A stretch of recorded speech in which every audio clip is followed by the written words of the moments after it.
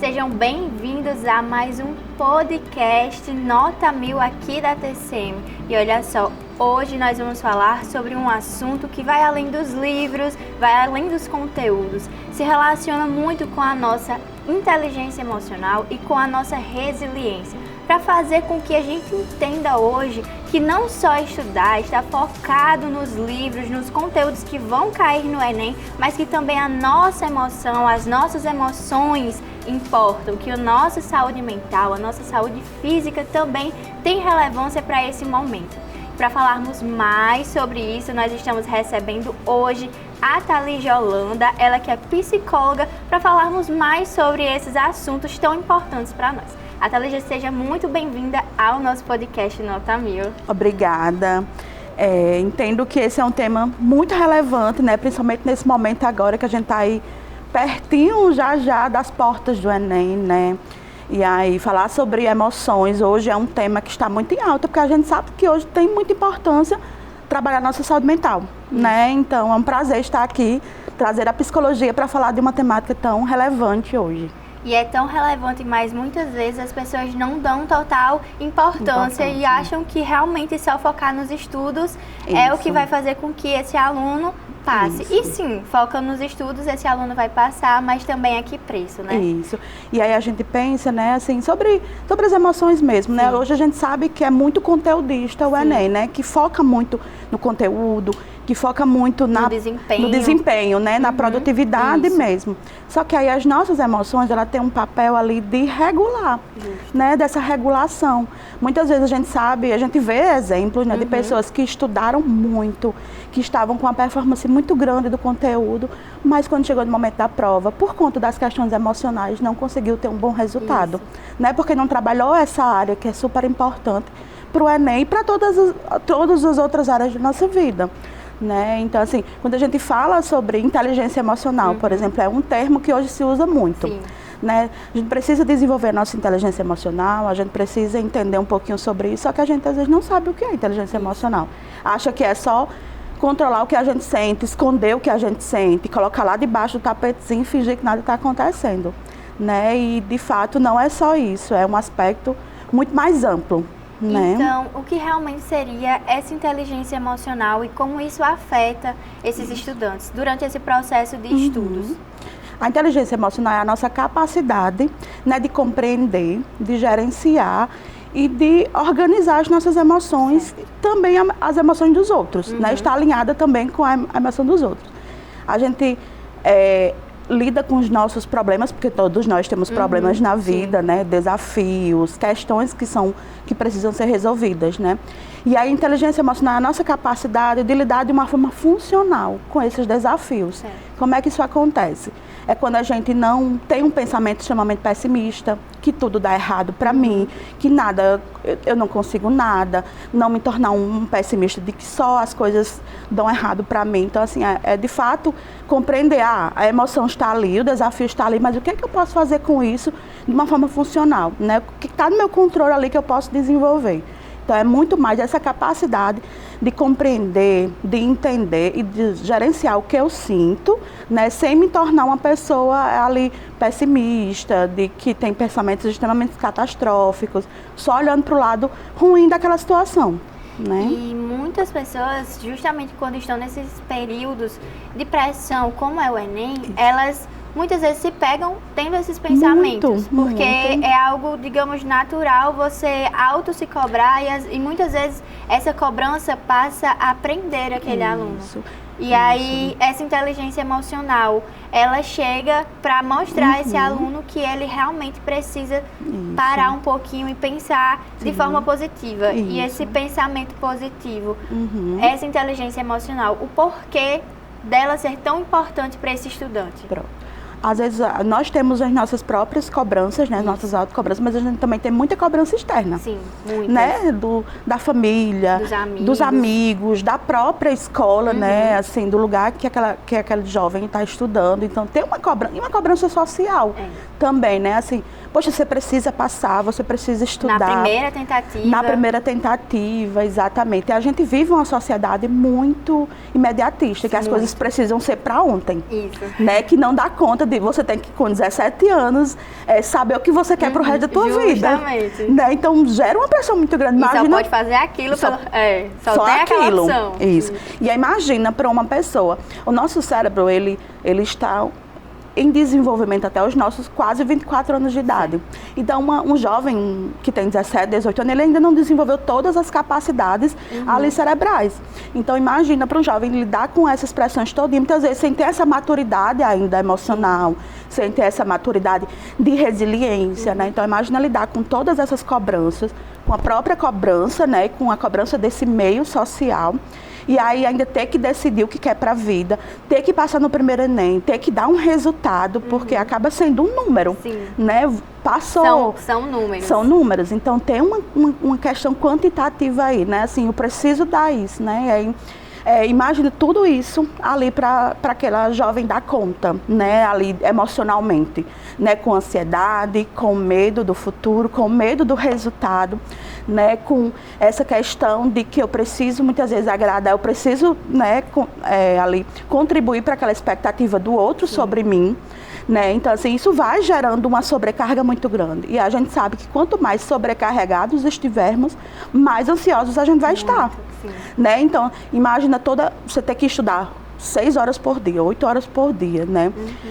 Atender todas as questões sociais, lidar com todas as questões da própria idade, né? Porque a gente sabe que existe ali questões inerentes a essa fase do desenvolvimento. Então, lidar com tudo isso e ainda ter que se manter 100% ali regulado emocionalmente. Né? São então, muitos números, muitos desafios, muitos conteúdos, e aí esse aluno se vê nesse meio de emoções e que realmente nunca aprendeu a lidar com sua inteligência emocional. Como você disse, é uma questão de números, nem é questão de número você está tentando mostrar para as pessoas, tanto que quando passa no Enem, tira foto, mostra, e aí tem essa comparação com os outros alunos, com a turma. Então, essa inteligência emocional, muitas pessoas não sabem nem o que é, o que significa. E aí, a gente, como esse aluno consegue internalizar e aprender o que é essa inteligência emocional? Pronto. É muito importante, né? A inteligência emocional é uma capacidade que a gente tem que desenvolver durante toda a nossa vida. Não é só nessa fase, né? O ideal seria estar nesse processo de estudo, já começar a estar numa terapia, né? A estar num processo ali que ajuda a lidar com as emoções, né? Mas já que a gente está ali na época finalzinha do Enem, é importante, eu acho que o primeiro ponto é evitar comparações. Sabe, as comparações, elas trazem um peso muito grande pra gente. Muito. Não é? Existe a comparação, tal colega está estudando mais que eu, tal colega talvez consiga melhor que eu, né? Então, assim, é entender que cada pessoa tem o seu processo, né? Cada um tem o seu processo, que tem seus próprios aspectos, né? Então, entender que ali é um momento do seu colega, é o momento dele, né? Evitar essas comparações.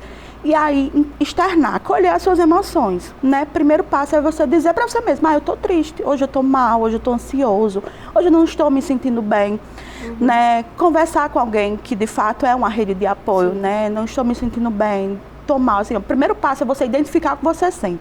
Quando você fala para você o que você sente, já é um passo que você dá, né? Porque às vezes a gente tem aquele processo, medo de dizer assim, de parecer que sou fraco, de parecer que sou incapaz, né? E aí o que eu faço?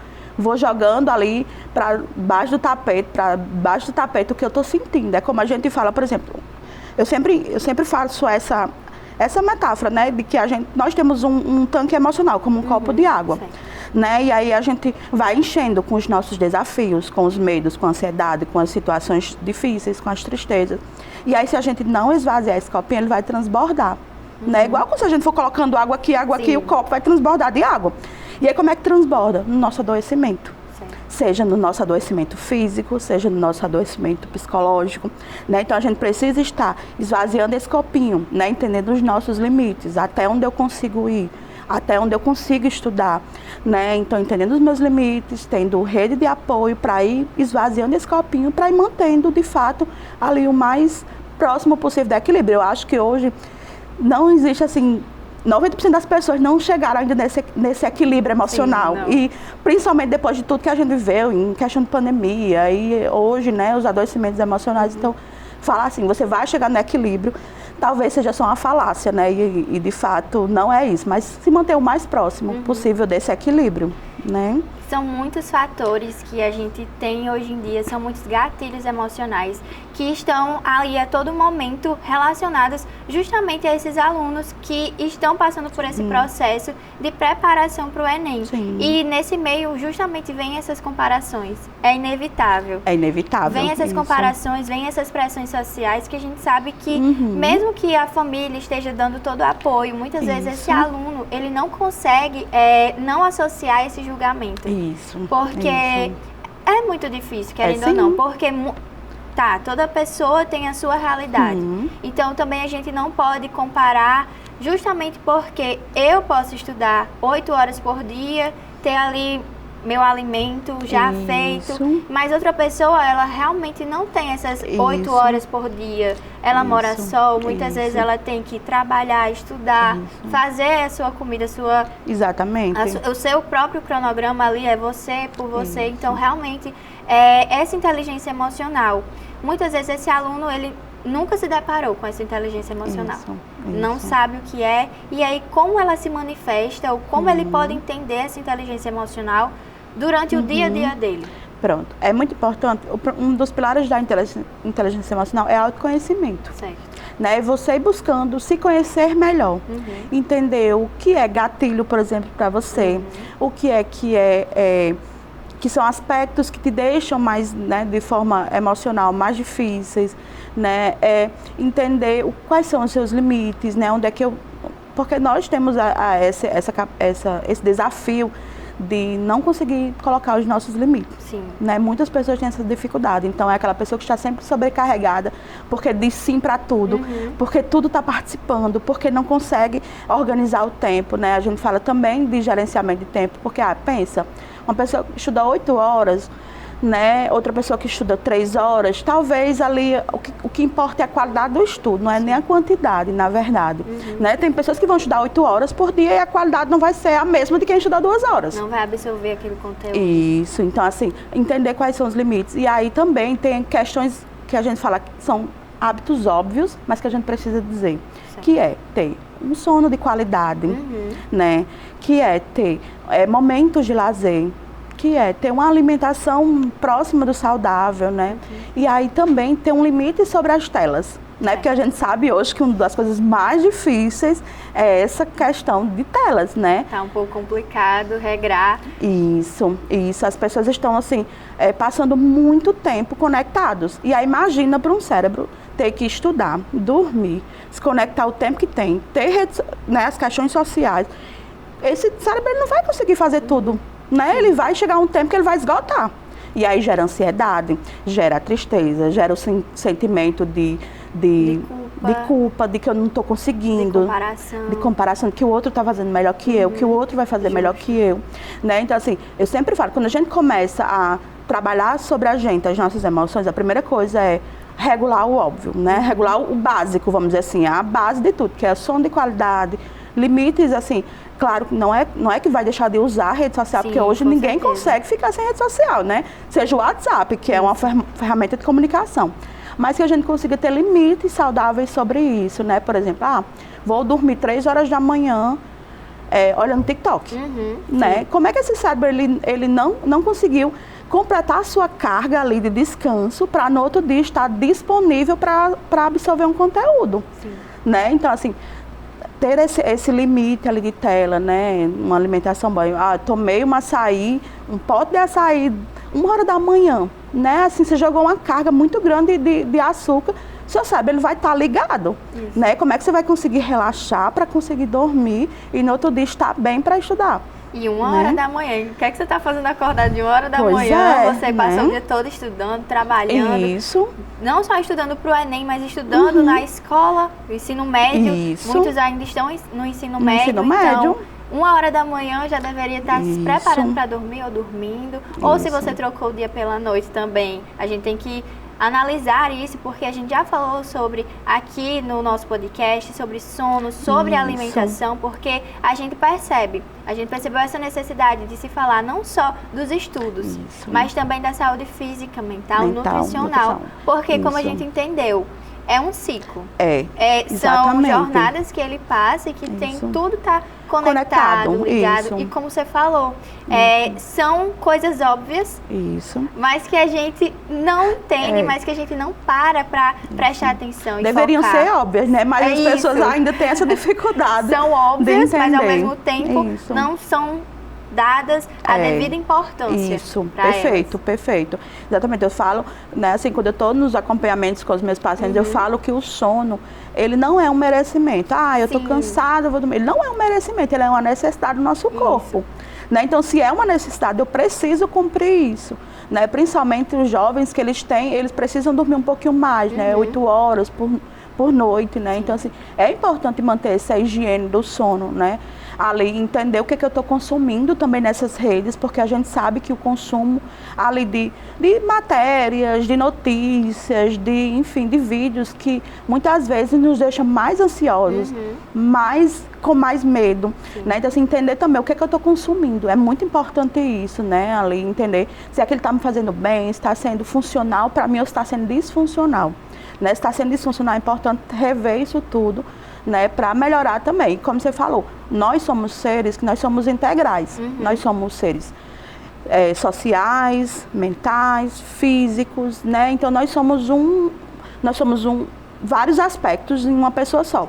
Né? Então a gente precisa cuidar de todos esses aspectos. Né? Porque se eu cuido só da minha saúde física, esqueço da minha saúde emocional, em algum momento isso vai ali estar em evidência.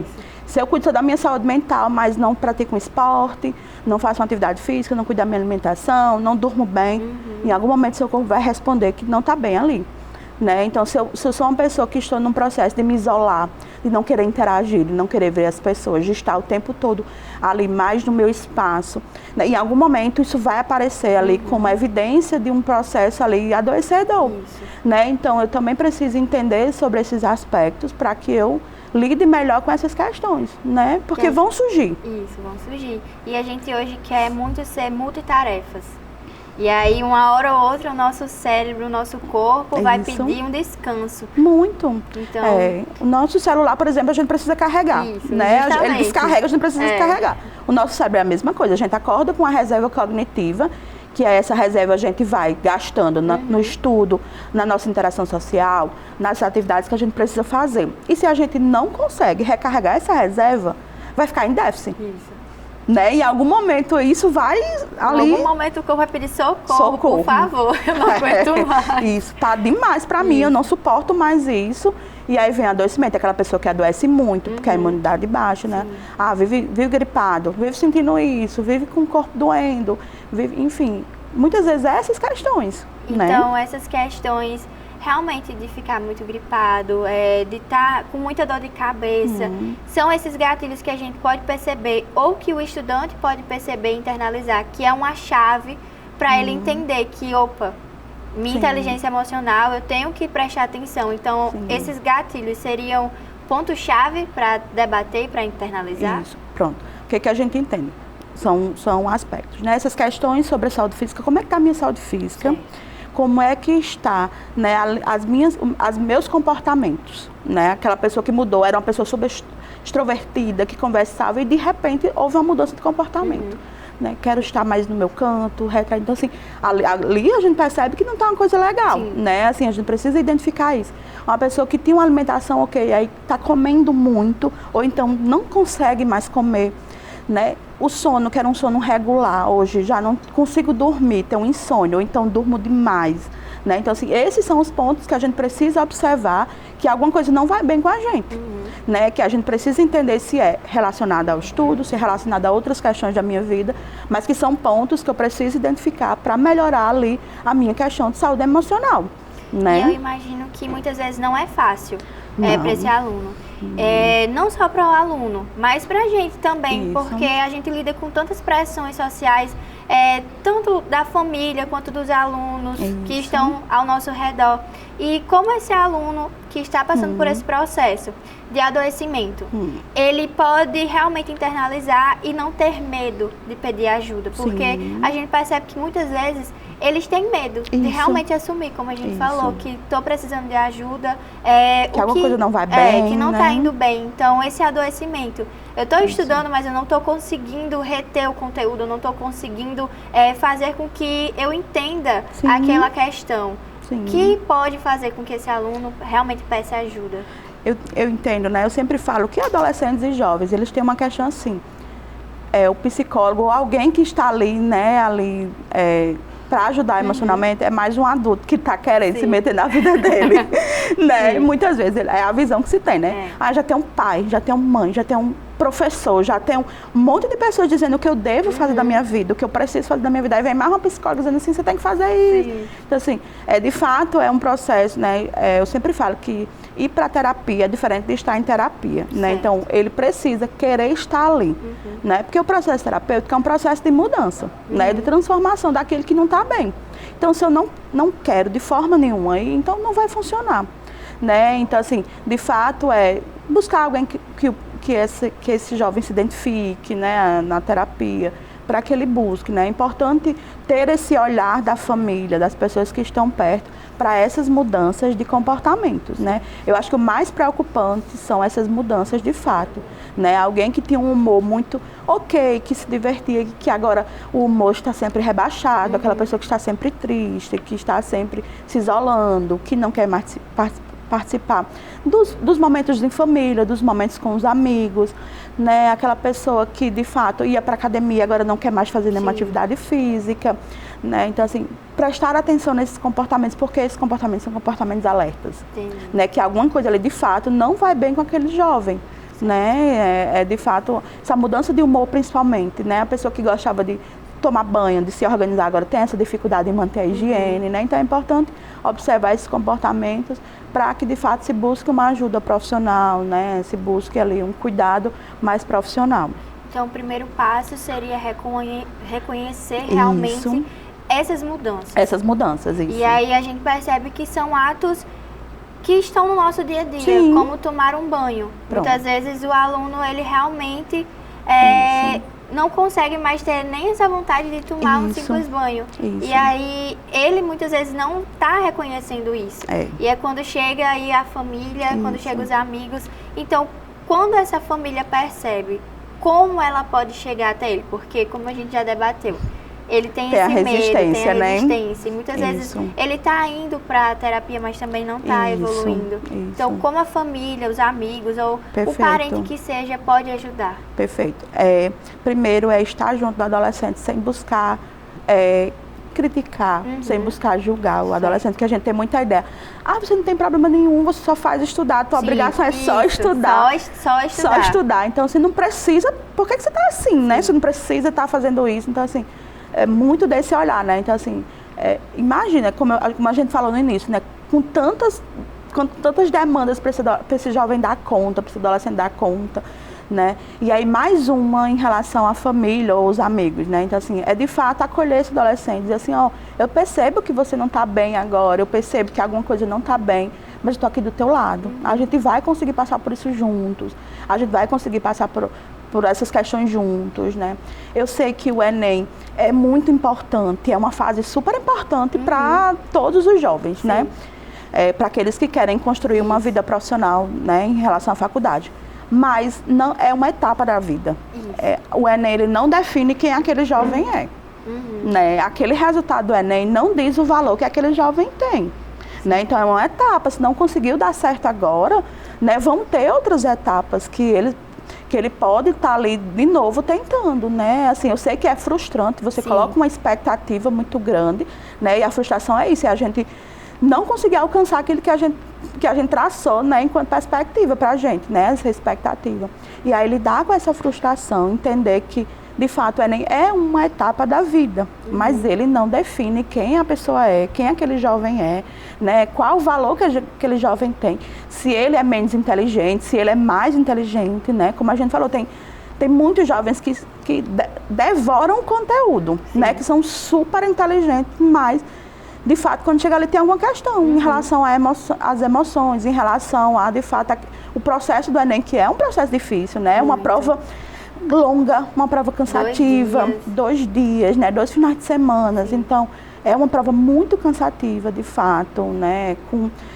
São coisas que a gente não tem controle. A gente não tem controle sobre o conteúdo que vai cair. Às vezes você estuda um monte de conteúdo e às vezes não cai 100% daquilo. Isso. A gente esse jovem não tem controle sobre o tema da redação. A gente não sabe qual é o tema que vai cair, né? São coisas que não estão no controle. Então, a gente precisa focar no que está no nosso controle, que é a gente conseguir dormir bem, a gente conseguir se alimentar bem, ter rede de apoio, estudar o que é possível para a gente estudar. Isso está no nosso controle. Então, a ansiedade, ela vai muito disso, da gente focar no que não está no nosso controle. Certo. Por exemplo, a gente começa a se preocupar com o futuro. Está no nosso controle o futuro? Não.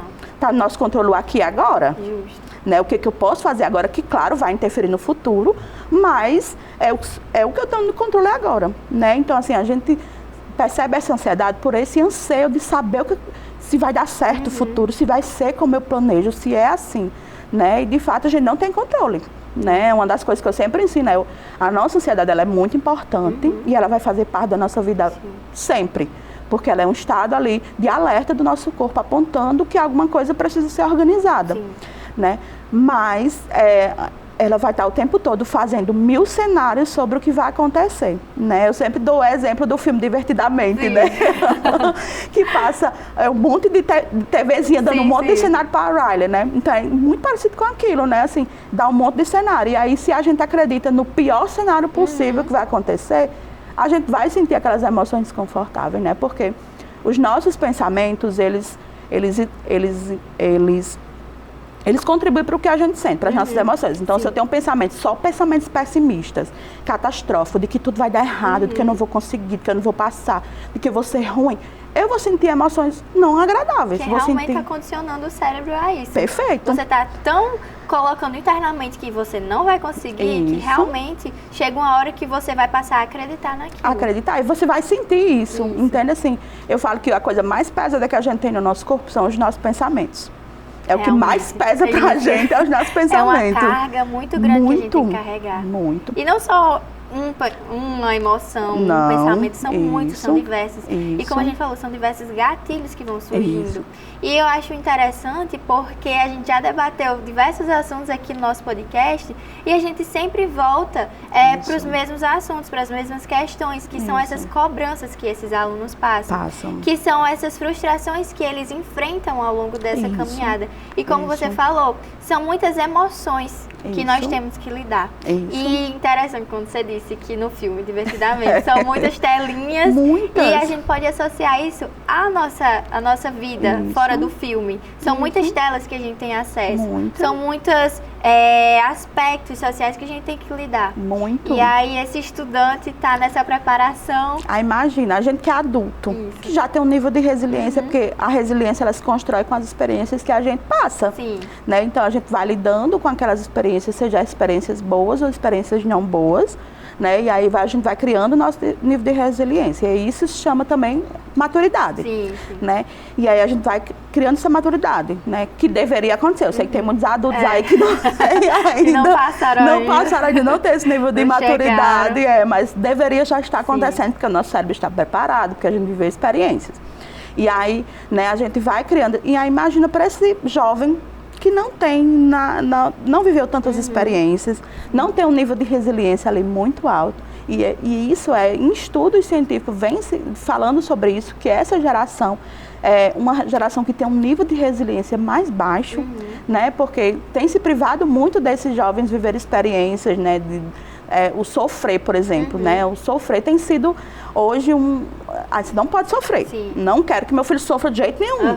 Né? O meu filho não pode se decepcionar. Tem que ficar numa bolha. Guardadinho. Isso. E aí como é que a gente vai criar, de fato, resiliência se a gente não vive uma experiência que faz com que a gente tenha que flexibilizar, tenha que lidar, tenha que sofrer, tenha que passar. Assim, claro que eu não vou romantizar o sofrimento, né? Não existe. Não é romantizar o sofrimento. É entender que tudo bem você passar por esse sentimento e não se prender a ele também. Isso, porque o sofrimento faz parte da condição humana. Se a gente é humano, se a gente nasceu, se a gente é humano, se a gente está crescendo, a gente vai sofrer. Respeitar também as fases que a gente passa. Isso, a gente entender que passa.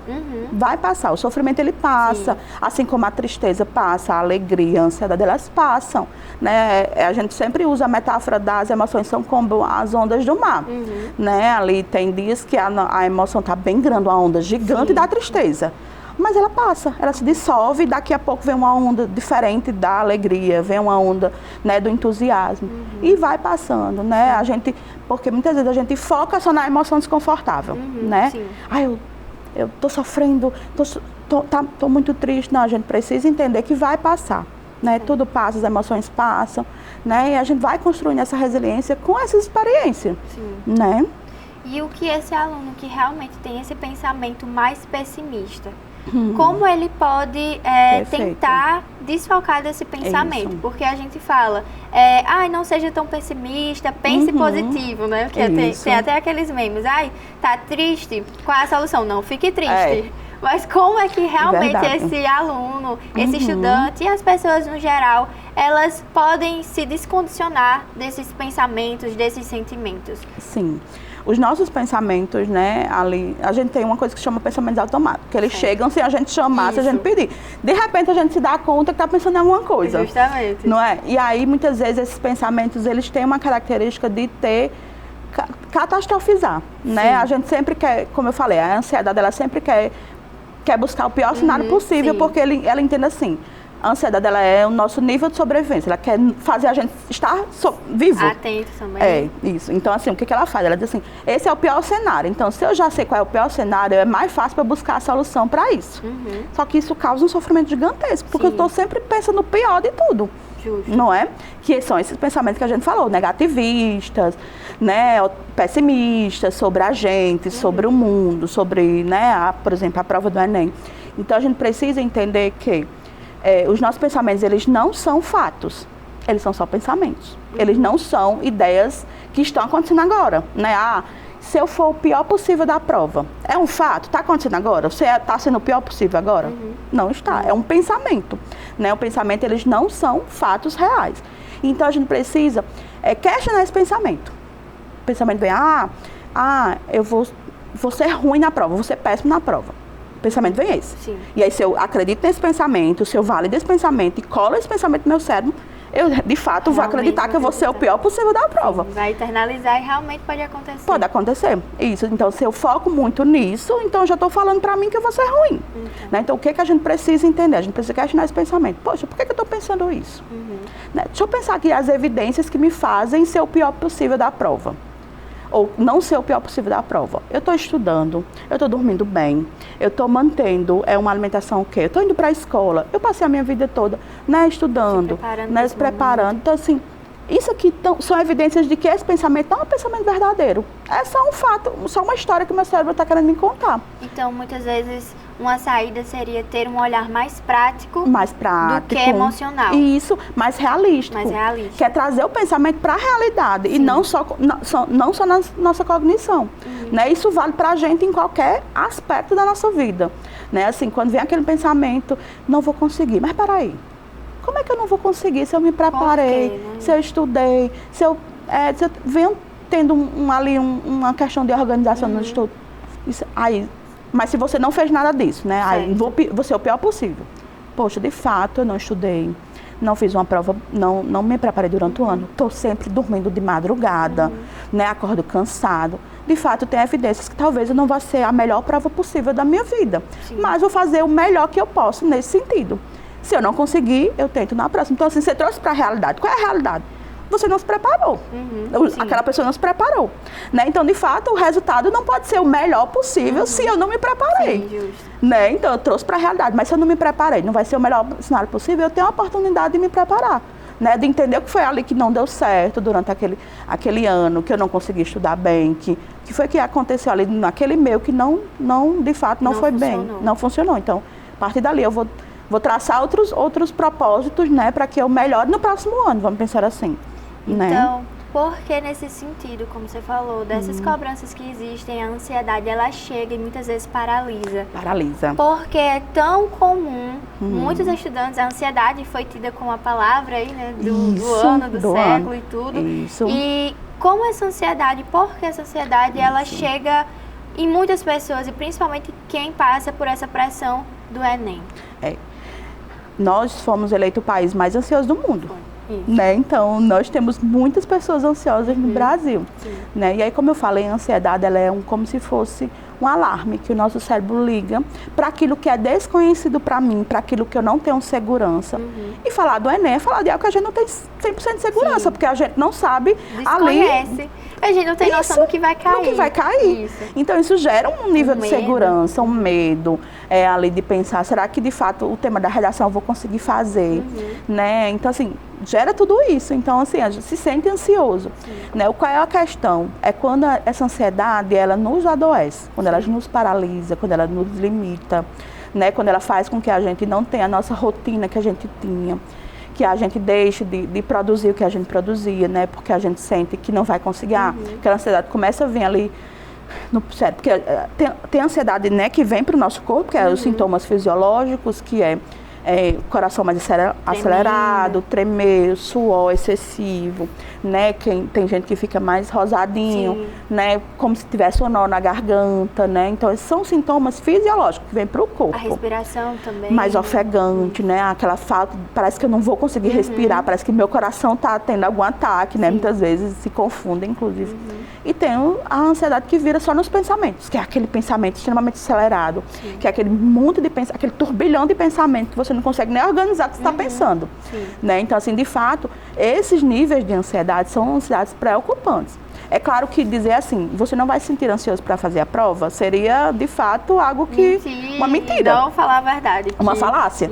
Né? A gente vai, sim, de fato, se sentir ansioso, como alguém que vai fazer o Enem, como alguém que vai fazer uma prova de concurso, como alguém que vai fazer alguma coisa importante. Né? Então, assim, você vai se sentir ansioso.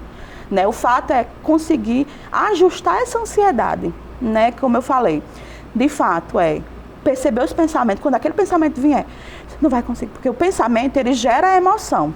Né? Então, assim, se eu penso só coisas extremamente pessimistas, eu vou sentir emoções desconfortáveis, né? Isso vai me gerar ansiedade. Então, assim, ter um pensamento alternativo para eu não vou conseguir, ou isso aqui vai estar muito difícil, não vai dar certo para mim. Ter um pensamento de vou fazer o melhor possível nas minhas condições, no que eu consigo agora. Né? Fazer a respiração, né? Parar ali 5 minutos na prova, começa a me sentir ansiosa, parar aqui 5 minutinhos, fazer um exercício de respiração, né? Tomar um pouquinho de água, se preferir, levanta um pouco, vai no banheiro, né? E desfocar, porque você desfoca do pensamento, você para de sentir ali a ansiedade. Né? Quando você foca no pensamento, é que você sente mais ainda, né? Então, de fato, não tem como... não quero mais sentir ansiedade, nunca mais vou sentir ansiedade. Não existe isso, a gente vai sentir durante a vida. E a ansiedade é importante, porque ela faz com que a gente sobreviva, né? Em que sentido? Estou atravessando uma rua. Se eu não sentisse ansiedade, eu atravessava de todo jeito. Mas a ansiedade, ela acende o alerta. Preste atenção aí de um lado, do outro, para você passar seguro. Né? Então, assim, ela é importante para a gente, planejar. Né? Se eu sei que eu vou viajar, a ansiedade que eu sinto de viajar me faz planejar, me faz entender que hotel eu vou, qual é o caminho que eu vou tomar. Ficar atenta, se preparar antes. Me preparar, exatamente. Pegar tudo, não esquecer passaporte, não esquecer documento. Isso. Se eu vou viajar de carro, fazer uma revisão no meu carro. Né? Isso é uma ansiedade que nos deixa ali... É uma cidade saudável, atento, planejando. Então, isso é muito bom pra gente. Ou seja, a gente entende disso que todos os nossos sentimentos são válidos. São válidos. Eles devem ser sentidos, devem ser analisados para justamente a gente entender quando está nos prejudicando. Isso. Todas as nossas emoções, elas são importantes pra gente. É claro que tem emoções mais desconfortáveis de sentir. Por exemplo, a tristeza, a angústia, né? O medo, são emoções mais difíceis de sentir, mais desconfortáveis. Isso. Mas elas são importantes, né? A tristeza, por que a tristeza é importante?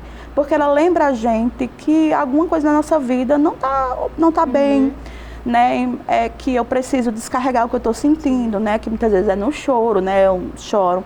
Por que o medo é importante? Porque, de fato, ele também nos ajuda a sobreviver, né? Por exemplo, eu chego lá num prédio, no 15º andar, não vou para a pontinha ali da varanda, porque pode acontecer alguma coisa. Pode acontecer um acidente. Isso. Eu não pego uma água sanitária e vou beber, né? Porque eu tenho medo que aquilo vai me fazer algum mal. Então, era importante nesse sentido, né? Então, assim, essas emoções são importantes, então elas precisam ser sentidas. Sim. A gente não pode fingir que elas não estão acontecendo.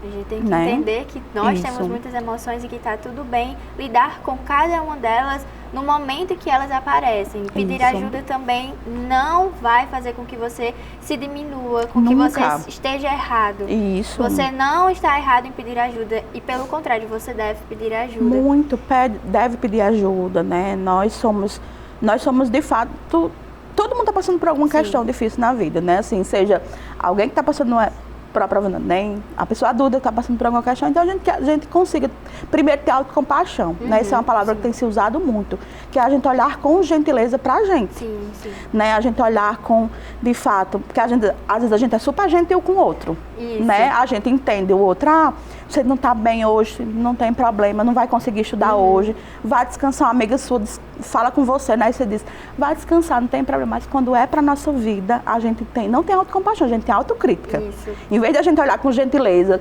da gente entender que a gente também tem limites, que a gente às vezes está cansado, a gente diz, você não pode se permitir estar cansado, você não pode se permitir não estar bem, você tem que lutar contra isso e ir mesmo. Porque muitas vezes a gente até foi ensinado a ser assim, a reconhecer o sentimento do outro e invalidar o nosso. Isso, invalidar o nosso, esquecer o nosso sentimento. E aí, Isso. justamente, é quando a gente percebe que não. E muitas vezes a gente é chamado de egoístas. Exatamente. Por estar querendo cuidar de si, e muitas vezes as pessoas, não, você tem que realmente estar ali com outra pessoa, certo, mas para eu estar com outra pessoa, eu também tenho que estar bem. Muito, exatamente. E você falou um pouquinho sobre a questão da resiliência. Isso. Muitas pessoas, elas nem sabem o que significa Sim. a resiliência e o que é ser realmente na prática uma pessoa resiliente. Resiliente é a capacidade que a gente tem de, mesmo nas dificuldades, mesmo naquilo que não deu certo para a gente consegue encontrar uma maneira de flexibilizar aquilo, de encontrar outras possibilidades para essa situação. Né? Essa capacidade que a gente tem de continuar seguindo, né? Mesmo tendo passado por uma situação que não foi fácil, que não foi tão agradável para a gente. Né? Então, assim, essa capacidade de, poxa, não deu certo, planejei uma viagem incrível, né? E aí, Não saiu no como último minuto, uma pessoa da minha família ficou doente e eu precisei, né, desmarcar tudo. Né? Então, assim, ao invés de eu me desesperar, achar que, ai meu Deus, por que o mundo acabou, nada vai mais dar certo. Não, eu entender, poxa, eu não estava no meu controle essa pessoa ficar doente, não estava no meu controle isso, então, vou cuidar disso, mas depois eu me programo para a viagem. Né? Eu consegui me restabelecer diante daquilo que foi difícil para a gente. Então tem a resiliência, tem aquele contato justamente com não ser tão pessimista. Isso. Ter esses pensamentos mais positivos e pensar, não só também focar aqui no presente e tentar resolver aquela situação, mas também entender que aquilo vai passar. Isso. Uma das capacidades mais importantes da nossa vida se chama flexibilidade cognitiva e resolução de problemas. São duas capacidades que a gente desenvolve, né, ali com a gente, que a gente vai usar a vida toda. Sim. Então, a gente só vai conseguir passar por isso se a gente, de fato... Como é que eu vou conseguir lidar com resolução de problemas se eu nunca passar por um problema? Né? Então, assim, essa resolução de problemas e a flexibilidade cognitiva tem tudo a ver com a questão de eu conseguir ter um sentido de resiliência, conseguir lidar melhor com os meus problemas. Né? Então, assim, resolução de problema é a gente olhar, e flexibilidade cognitiva é a gente olhar para uma situação que é difícil naquele momento, mas que não é o fim, né? Que eu vou ter outras possibilidades, que eu vou conseguir por outros caminhos, né? Não focar só no que deu errado, mas também focar naquilo que eu posso fazer para dar certo ou para melhorar aquela situação, né? Porque a gente tem esse olhar de que eu foco só no que deu errado, só no que não está dando certo, só no problema, foco só nisso, né? E aí o meu pensamento ele fica voltado para isso. Mas quando a gente consegue, eu consigo resolver esse problema? Não consigo, não vai dar para resolver. Então, vou partir para outra. Né? Consigo resolver. Como é que eu consigo resolver? O que eu posso fazer para resolver? Quais são as minhas possibilidades? Né? E aí os jovens, eles estão ali nesse processo ainda de desenvolver essas capacidades. Né? Então, a inteligência emocional é um termo que a gente vem usando há pouco tempo.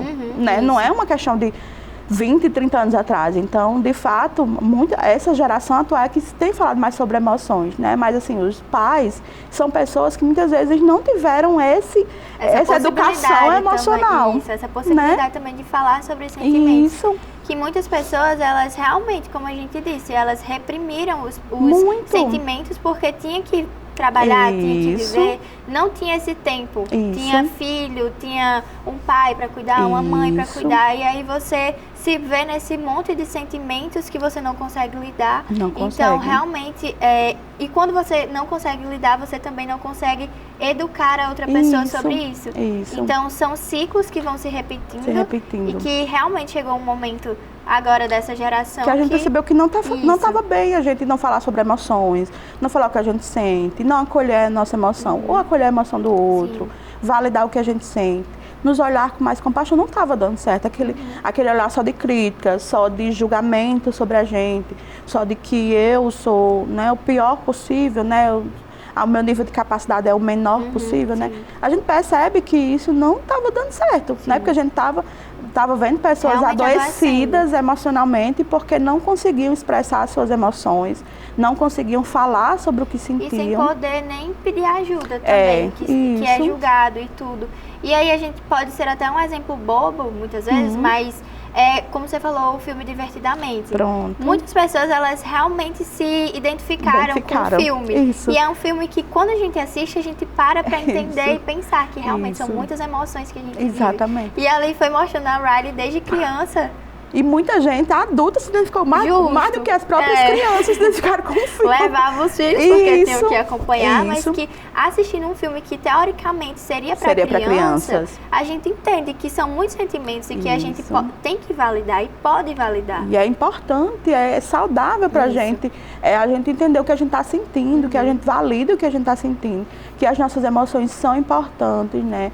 Que elas fazem com que a gente lide com as nossas situações, então elas precisam ser cuidadas, né? E falar sobre o que a gente sente, de fato, é o primeiro passo, né? Falar o que eu sinto, né? Entender ali o que eu estou sentindo, né? Não colocar só para debaixo, né? Assim, você é fraca porque eu estou sentindo isso. Não, de fato, validar. Estou sentindo isso, não estou bem com essa situação, preciso fazer alguma coisa para melhorar o que estou sentindo. E aí é falar com outra pessoa, né? Enfim, ter essas estratégias para lidar com o que está sentindo, mas tanto validar o que você sente, se você é pai, se você é mãe, né? Ali também validar o que os seus filhos sentem. Isso. Ter uma base também para acolher aquele estudante, aquele aluno. E a gente percebe também no filme que os pais chegam juntos. Muito pronto. Isso. Essa é uma questão importantíssima, né? Assim, a gente vê que a Riley é acolhida pelos pais. Né, que eles validam o que ela está sentindo, que eles acolhem, que eles comunicam para ela que estou aqui com você, vai passar isso aqui. Então, a importância da gente se aproximar dos filhos, né, sem olhar de julgamento, sem olhar de crítica, nem de cobrança. Né? Claro que os pais, eles são importantes na educação, eles são as pessoas mais importantes ali naquele momento para educar os filhos. Né? Mas assim, eu nunca falo assim, seja o melhor amigo do seu filho, não. Amigos são amigos, pais são pais. Né? Então, assim, mas de fato, estar próximo, entender o filho, validar o que ele sente, né? Assim, cobrar no nível que tem coisas que a gente precisa cobrar, né? Por exemplo, a organização de alguma coisa, né? A higiene, a questão de saúde, a gente precisa estudar também, ter um momento do lazer, um momento do descanso, um momento do estudo. E é justamente guiar também, né? Esse aluno e não forçar. Porque não adianta nada esse aluno, esse estudante, né? Ele ter medo dos pais e realmente ir se frustrando ao longo do caminho, porque não vai adiantar. Exatamente. E aí, nessa questão da resiliência, como a gente pode se tornar pessoas mais resilientes ou se tornar pessoas resilientes? A gente se torna pessoas resilientes quando a gente vive experiências e quando a gente nos dá a oportunidade de encontrar outras maneiras de lidar com aquela situação.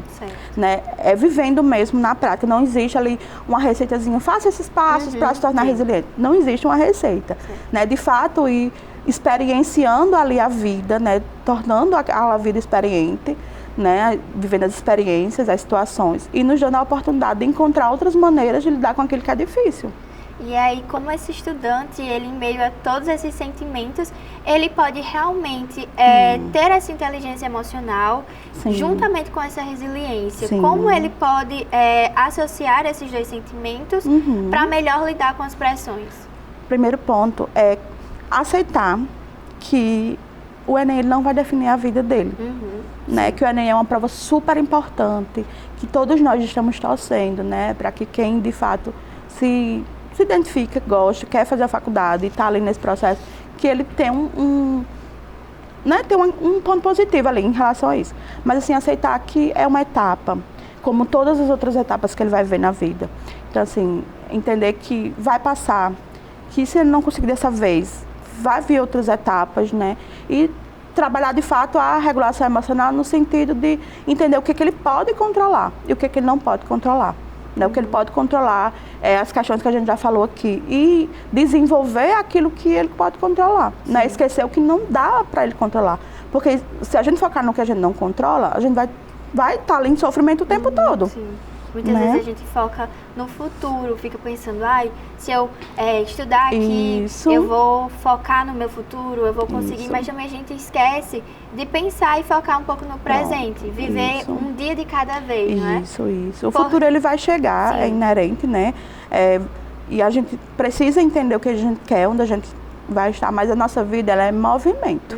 Né? Ela acontece, ela está acontecendo. Você pode hoje achar que a minha faculdade dos sonhos é fazer direito. Sim. Entro na faculdade, construo uma carreira, depois eu não me identifico mais com essa carreira.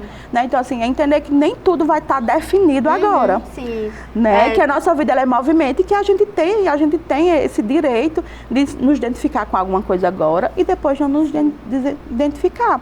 Né? Então, a gente pode ter, como tem na rede social, aparece muito, né? Que tem pessoas que vão decidir a vida aos 17 anos, tem pessoas que vão encontrar uma carreira aos 40. Sim.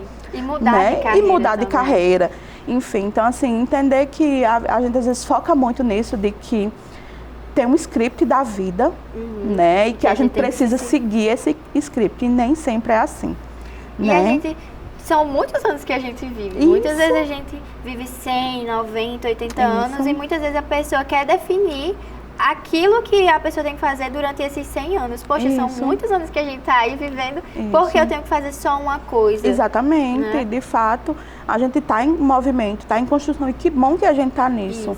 Né? Imagina se a gente fosse estático. Eu tenho que decidir o que eu quero para a minha vida com 18 anos e não posso mais mudar nunca mais. Que bom que a gente está nesse movimento, né, de mudança, de entender o que a gente gosta, o que a gente não gosta. A gente também está, como a gente está nesse processo, a gente pode se identificar com alguma coisa hoje, lá na frente não se identificar mais. E aí a gente vai se encontrando, né? Isso é o que faz dar sentido à nossa vida, né? Essa vida acontecendo, né? E não essa estático ali, não. É esse processo de coreografia mesmo da vida. Da vida. Né? Que vai acontecendo e que a gente vai lidando melhor com as questões. Né? E assim, a experiência, a maturidade, ela nos traz também, né, outros olhares. Né? Então, assim, esses jovens, eles vão crescer, eles vão amadurecer, então vão ter outros olhares. Né? Eu sei que é um peso muito grande. A gente quer atender a expectativa do outro. Né? Isso faz parte da nossa condição enquanto seres humanos. Nós temos esse hábito de querer agradar. Nós somos ensinados. Nós somos ensinados a isso, a querer agradar o outro, a sempre estar disponível para o outro.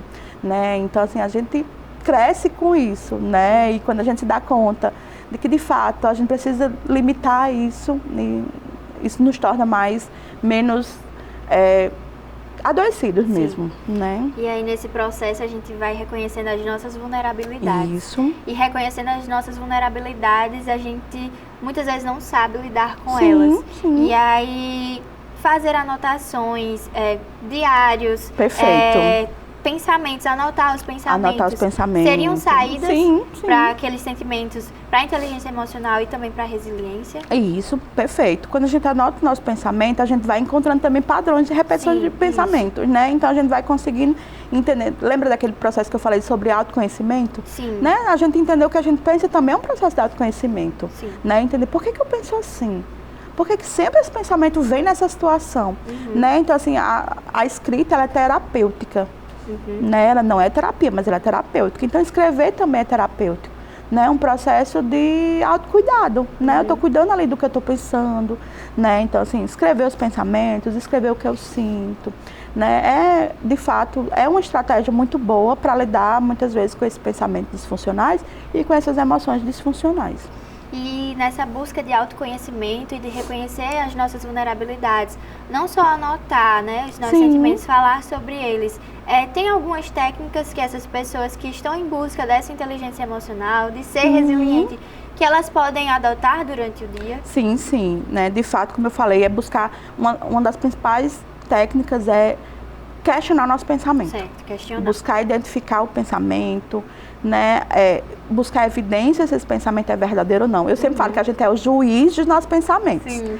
Né? Então a gente bota o nosso pensamento no tribunal. Pronto. E aí a gente vai dizer assim, quais são as provas que esse pensamento é verdadeiro e as provas que esse pensamento não é verdadeiro. Amei a metáfora. Né? Então a gente vai sendo ali julgar. Sim. Então se tem mais provas que ele é verdadeiro, então talvez eu precise entender por que que está acontecendo. Sim. Se eu tenho mais provas de que esse pensamento não é verdadeiro, por que eu preciso estar pensando sobre ele? Sim. Entender que o pensamento ele é automático. Ele vem num fluxo, ele vem, mas ele vai embora. Vem e vai. Igual aos nossos sentimentos. Igual aos nossos sentimentos. E a ansiedade, o pensamento, uma crise de ansiedade, ela não dura mais do que 15 minutos.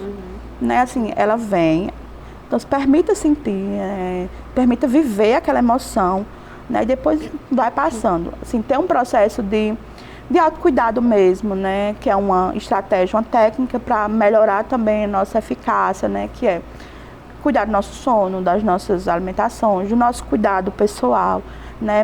Eu sempre falo que manter relações, né? Que nos ajudam, manter contato, né? Essa rede de conexões com pessoas que nos ajudam é super importante, né? Sabe aquela sensação que você está com um grupo que só te coloca para baixo, que só não te deixa bem, né? Então assim, se afasta desse grupo, procura um grupo que de fato te auxilia, te coloca para cima, te ajuda, né? Então assim, ter noção de como está a nossa vida social, né? É muito importante e isso melhora a forma como a gente pensa sobre a gente e sobre o outro. Porque como eu falei, a gente está sempre em busca da aprovação do outro. Né? Então, se eu estou num grupo que só me coloca para baixo, então como é que eu vou construir essa crença ali sobre mim, de amor mesmo, de valor mesmo sobre mim? Né? Então, fazer esse processo, né? Em relação à busca de inteligência emocional, né? Outras técnicas ali para lidar no dia a dia, né? De fato, anotar o que você sente, reconhecer o que você sente, falar sobre o que você sente, né? E o mais importante de tudo é, de fato, questionar os nossos pensamentos, né? Entender por que eu estou pensando isso, por que isso está vindo com muita frequência, né? E o que eu posso fazer com esse pensamento? Acreditar nesse pensamento ou questionar ele, né? Porque quando a gente acredita, a gente vai viver conforme ele está dizendo para a gente, né? Então, se a gente questiona, a gente busca uma forma mais realista de ver a situação. Né? Internalizar o pensamento que está contribuindo para o seu desenvolvimento e não internalizar aquele pensamento, como você falou, negativo, pessimista. Porque lá no comecinho do episódio você debateu, não seja uma pessoa tão pessimista. E agora a gente entende como fazer isso. É se realmente autoconhecer, parte do autoconhecimento. E também entra muito da questão da empatia, que a gente debateu sobre essas questões. E esse sentimento da empatia, muitas vezes, a gente esquece. Mas é uma empatia também com nós mesmos. Isso, e assim, entender que, de fato, a gente precisa olhar com compaixão, né? Essa palavra tem que estar ali na nossa vida, olhar com gentileza sobre a gente. Né? Você tem uma mensagem que você queira deixar aqui para quem está nos assistindo? Tenho sim. Quer dizer que eu sei que é importante esse momento, mas que vejo o Enem de fato como uma etapa, né? Que vai passar, que não define o teu valor, né, que não define quem você é, que você é muito mais do que essa prova, né, e que de fato pense sobre isso, né, assim, que faça sentido, né, ali aquele momento e que de fato se não der certo agora vai ter outras oportunidades, né. O importante é não se paralisar e não deixar de estar buscando aquilo que faz sentido, né, aquilo que é propósito para a nossa vida. E aí a gente está chegando ao finzinho do nosso podcast, mas eu queria que a gente recapitulasse, como você falou, 3 passos, 3 dicas do que esse estudante pode fazer para relacionar a inteligência emocional à resiliência. Pronto. Agora nessa reta final, principalmente, né? Porque a gente está falando de um momento agora perto do Sim, Enem, revisão né? agora, chegando pertinho. Isso, assim, entender de fato que agora revisar, né? Os conteúdos, eles não é uma época mais assim de tanto conteudista, né? Cuidar da sua saúde física, né? Ali pertinho da prova, evitar dormir muito tarde, evitar estar em acesso à tela muito tarde, né? Assim, fazer exercício de respiração, principalmente no momento da prova, né? Que de fato ela está fazendo a prova, né? Respirar um pouco mais, ter esses momentos, né? E entender que essa experiência é importante para a sua vida, mas que ela vai passar. E aí, de fato, você vai entendendo, né? Criando essa resiliência, flexibilizando de que as coisas podem dar certo, mas as coisas também não podem dar certo nesse momento. Mas não é que vai dar certo, não vai dar certo sempre, né? Nesse momento é que vão passar. Lídia, muito obrigada pela sua participação. Eu deixo esse momento aqui para caso queira deixar suas redes sociais, já à vontade. Também agradeço o convite, acho que é muito importante a gente falar sobre isso, né? Levar a psicologia aí onde a gente pode, né, ter acesso. Então, qualquer coisa, estou no Instagram, a Thalys de Holanda Psicóloga, então tem um debate de alguns conteúdos lá, então quem quiser de fato ver, estou por lá. Tá muito certo? Obrigada pela sua participação. Obrigada também, foi um prazer. Prazer, eu amei nosso bate-papo hoje. E olha só, School Friends, estamos terminando mais um episódio do nosso podcast Nota 1000. E lembrando, para você não ficar de fora de nada que acontece por aqui, segue a gente nas redes sociais. É o @TCM10HD. Beijo, School Friends, e até a próxima.